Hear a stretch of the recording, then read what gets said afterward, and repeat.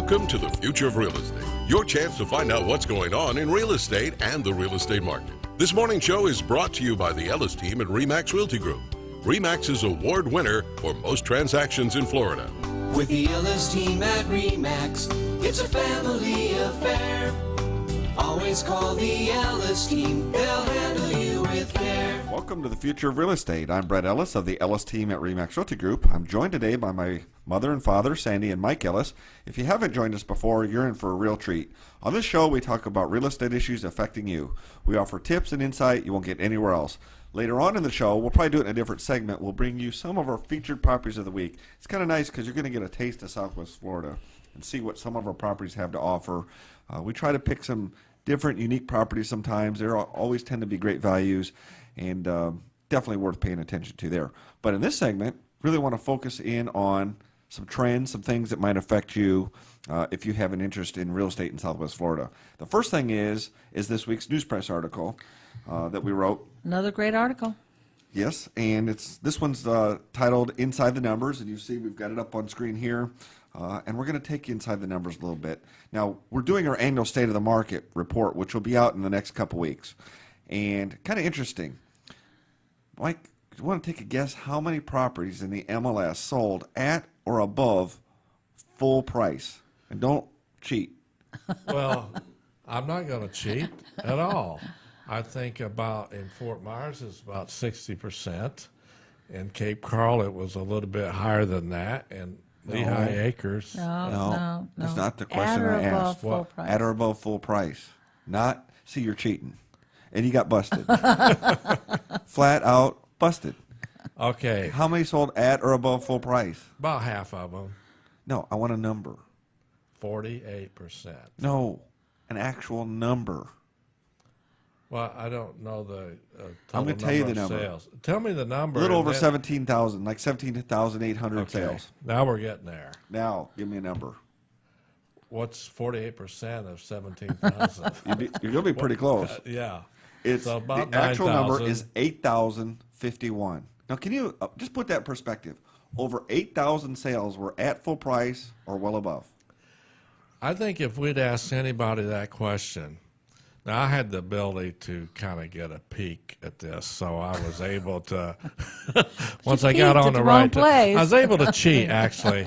But I think if we would go out on the street and ask that question to anybody, realtors, anybody, They'd be amazed. They would be amazed. You know, and we have. It kind of goes to the question. We have buyers that come in for consultations all the time, and we tell them, boy, if you're offering on a short sale or a bank foreclosure, it's priced at or below market. Don't mess around. Remember we've talked about it. You don't steal in slow motion. You go get it. And your competition isn't with that bank or that seller. It's all the other buyers who want that exact same property. There's not enough of them. Even though it seems like there's a lot, there's not. So there's a whole bunch of buyers for that one commodity. So you got to go in full price. And most of our buyers, you know, in this market get beat out because another buyer, cash buyer probably, beat them to the punch or a higher price. Over 8,000 of these things. I don't think buyers know this. And these are the kinds of things that a good realtor is going to educate you on, but things you need to know if you want to buy.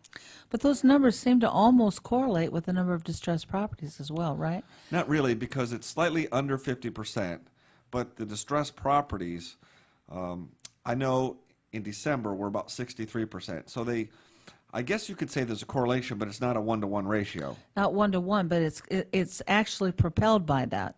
I mean, every single family house on the market that isn't a distressed property, a few of those get multiple offers and then actually sell over the price. Sandy, you remember the days when we had a normal market, even a robust market, and there weren't any foreclosures, there weren't any short sales. We still had a number of properties that sold at or above full price. I don't think it was anywhere close to 40 or 50%, but we still had a healthy number. Well, and if you also remember back to those days, Brett, our regular property sold at about 99% of the value because we tended to price them correctly to start with. But yes. the market sold the about market 96, didn't, 97, but ours 95. did. So I think the actual market is about 93% right now, which isn't too far off. It's historical, but it's amazing that it's at 93 and I'm going to verify this. This will be in our State of the Market report. That'll be an interesting number. But it's amazing that it's still at 93% when about almost half of them are at full price or more. That means there's a bunch of them that are really. Do you know if that trend of the around 50%, did it start lower in the year and trended up as the year went by? On the sale price hitting meeting. I'd have to do a whole nother data sort, Okay. and it's going to.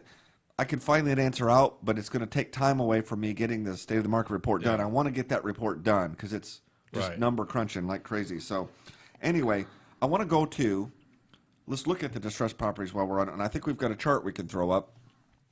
And this is October, November, December. And in the left column here is October. Now, Lehigh Acres was trending about 81% distressed. That's the foreclosures and the short sales. Fort Myers about 59%.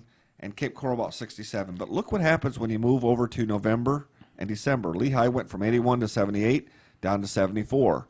So we're seeing a trending down, which means there's either less distressed property selling or there's more regular property selling.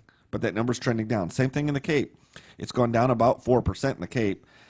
Fort Myers, pretty steady Eddie. It's been 59, 60%, right at 60 almost no matter how you look at it, 60, 61. So, you know. But there wasn't a lot of new construction in Fort Myers. Well, yes, there was, though. There was some, but not to the degree. Not to the degree especially that it was. that entry level Yeah. that Fort Myers and Cape Coral saw. Right. So that's just kind of something we'll keep our eye on. Hey, I want to tell you about something else here. Fannie Mae and Freddie Mac are going after bad loans. The originating lender, and I'll tell you why this is important. The originating lender, if there was any missing documentation or the income didn't add up right when they wrote it and sold it off to Fannie Mae is going back to the originating lender and saying, you're going to buy this loan back. So guess what? You know, we handle loans for several of the banks. Right. In the last month, I've noticed I've been getting pre-listings for a bunch of Fannie Mae properties, which means the lenders that we're working with, I'm just guessing, may be taking some of these Fannie Mae loans back, and now we're getting those listings. It makes sense. I don't know if that's only why. looking at bad loans, or are they looking at all loans? I think they're looking at all loans where the income didn't add up. But they're obviously foreclosures, or I wouldn't be getting them. Okay, but say someone is making their payments regularly, they're not looking to see if those. Who knows? Yeah. I would start with the bad loans first, I'm sure. Right. And I wouldn't see those because if they're making their payments, I'm not going to be involved on the foreclosure side. I think they have enough not making their payments or behind on payments Exactly. before they would start searching. But it'll be interesting to see what repercussions come from that as well at the bank level. Right. You know, Okay, FHA relaxing their anti-flipping rule. This is good news, isn't that it? is good Yes, it news. is. Yes. Now- you know, the reason that it's so good, I think, Brett, is because people were actually buying those properties, fixing them up, and putting them back on the market. But then FHA was saying that they couldn't do. They had to wait like 90 days. Well, in the meantime, you know, that's another holding period for anybody doing that, which decreased the value of they're actually Well, doing it, and it was kind of a necessity. I think what they found out was that a lot of these properties needed to be cleaned They up. needed it. Yeah. And the investors would come in, clean them up, and sell them if there was a potential profit for them. It was Right. healthy for the market. Right. But the investors didn't want to do that because they were forced to hold them. So now they could come in as long as there's not more than 20% profit. But I think there's a way for the lender to qualify that. Let's say they put in $20,000, $30,000 worth of repairs. Yeah. They might be able to do that plus the 20%. I don't understand what these words mean. It says in cases what exceeds 20% of the seller's acquisition cost, the waiver will only apply if the lender meets specific conditions. So I don't know what that means. See, I think a lot of these investors didn't buy these properties to flip them and make a whole lot of money. I know a lot of them were wanting to keep their employees working, and whether they made a big profit or not, they didn't care. And that's A lot not of bad. builders. A lot of builders, a yeah. lot of builders and people that has employees with no work.